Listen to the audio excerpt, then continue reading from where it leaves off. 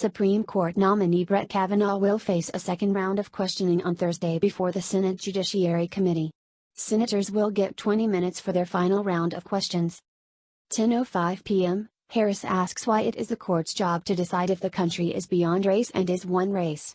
She asks what the consequences would be in such a society for federal funding of historically black colleges and universities and the Civil Rights Act of 1964. Kavanaugh emphasizes stance against discrimination. 9:57 p.m., Flake says he is against cameras in the Supreme Court. 9:44 p.m., Booker using his time to ask Kavanaugh if he would fire someone because of their gender, color of their skin, sexual orientation. Kavanaugh points out he hires based on merit. Booker now asking if Kavanaugh has officiated over a gay marriage. Kavanaugh says he has not. Booker pressing Kavanaugh on his views on same-sex marriage.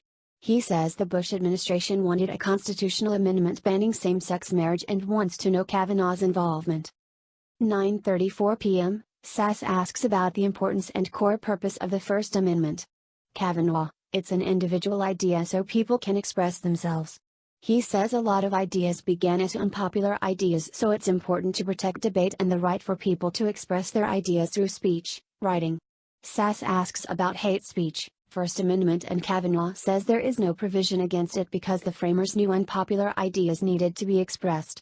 Sass speaks about majoritarianism being central to American political philosophy. 9:25 p.m., Hirano grilling Kavanaugh on labor cases like Janus and Abood before focusing on guns. She says the NRA is spending hundreds of thousands of dollars supporting Kavanaugh. 9:01 p.m., Blumenthal wasting everyone's time by asking Kavanaugh to commit to a ban on assault weapons.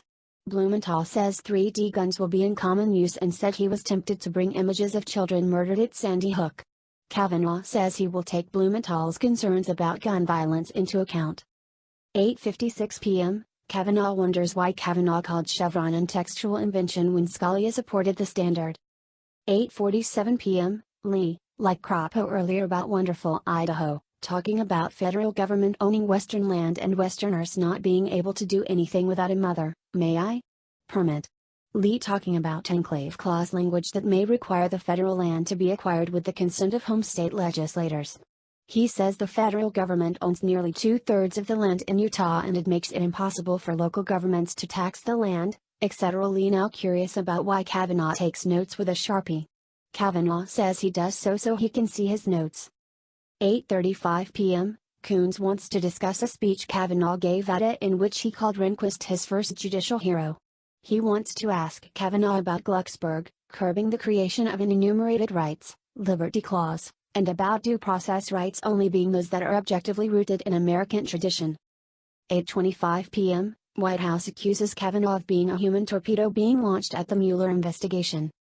8:20 p.m., Leahy asks questions about technology and privacy, and Sass praises Leahy for asking great questions that were past versus future instead of left versus right. 8:12 p.m., Senator Kennedy asking Kavanaugh about originalism, constitutional textualism, and asks why he puts so much emphasis on the Federalist Papers. 8:06 p.m., Affirmative Action, Feinstein asks if Kavanaugh believes that colleges could use race as one factor to increase diversity. Kavanaugh cites Texas' Top 10% plan and says George W. Bush believed in race-neutral means first while also nothing that promoting racial diversity was an important goal for his administration. Feinstein's question was about Michigan affirmative action case. She. 8:03 p.m., Feinstein asks Kavanaugh about his expansive views on presidential power. Kavanaugh says his writings, opinions prove that he has held the executive to account and his view is not expansive. 8:02 p.m., Hatch asks Kavanaugh what equal justice under the law means to him. He says it means everybody who ends up in an American court is entitled to equal treatment, due process,